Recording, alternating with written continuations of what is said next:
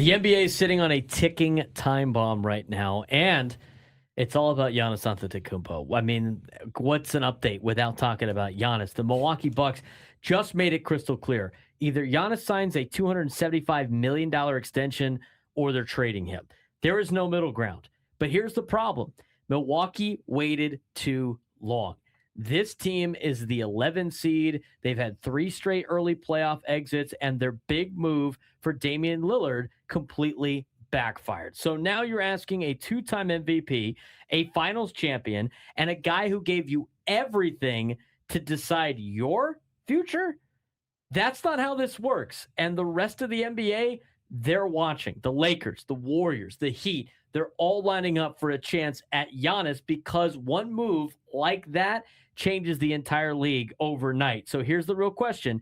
Is Giannis staying loyal, or is this finally the end in Milwaukee? Let's start with the biggest story right now in the NBA. And honestly, the one that could reshape the entire league and one that we've been talking about for the last couple of weeks on these updates, Giannis Antetokounmpo, the Milwaukee Bucks, and heading toward a breaking point. Yeah, the Bucks have made it clear either Giannis signs a 4-year, $275 million extension, or they trade him. No middle ground. No, let's see how this plays out. They're done. They're either signing him or they're done. And here's the problem. This isn't just about Giannis.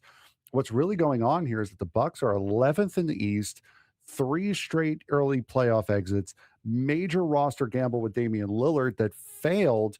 Ownership structure is complicated and possibly fractured. This is not a contending team anymore. It's a franchise at a crossroads, and they are kind of leaning on their star player to determine which direction they go in. And the Bucks waited way too long. Here's the reality of the situation. Giannis gave Milwaukee everything. He gave him a championship. He gave him loyalty. He gave him his prime years. And now they're asking him to decide their future. That's backwards. If you're the Bucks, you should have either reloaded properly around him or traded him at peak value already. Now you're stuck in the worst spot in sports. You're not good enough to win, and you're not bad enough to rebuild cleanly. And everybody is waiting for the Bucks to make this decision. It's not just the Milwaukee story.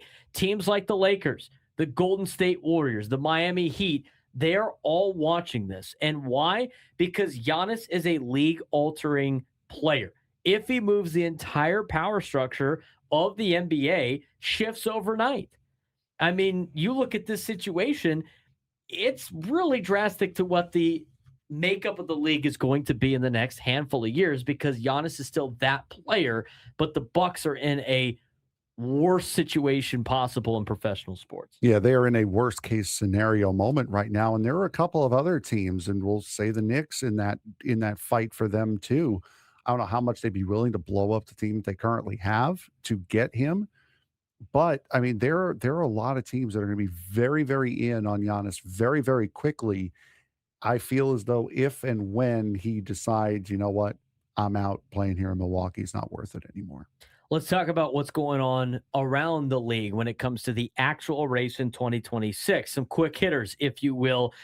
Let's start with Oklahoma City. I mean, they're the real deal. Best record in the league, 56-15. They're on an 11-game winning streak. Defense number 1 in the NBA. And this is no longer a team that's young and coming. They're here, and they're here to compete, and they're going to be good for a long time. Yeah, they have taken what they did last year and just continued to build upon that, which is something that you really want to see out of an organization. You also have the San Antonio Spurs, who since the 1st of February are 21-2, and Victor Wembanyama closing games already looking like a superstar, the superstar that they were expecting him to be after they lost their big 3, and it kind of signaling for the Spurs that their rebuild is over and they are genuinely contenders now. You knew they weren't going to be, down for long. No. Spurs are usually near the top of the league, and when they drafted Wembanyama, they were going to be a contender very quickly. 21-2 since February 1st is really impressive.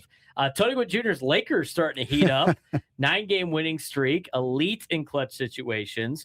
Luka Doncic is taking over late game, over late in games, they're a dangerous playoff team that nobody wants to see. And now, Luka Doncic was supposed to serve a suspension because if you get 16 technical fouls, you do have to set out a game. They have now rescinded that last technical foul, so Luka is active, ready to go this week. But Lakers are really heating up at the right time. Yeah, they absolutely are. However, injuries are still a major X factor, especially to these playoff teams. Big names like Steph Curry, Joel Embiid, Anthony Edwards are all still out.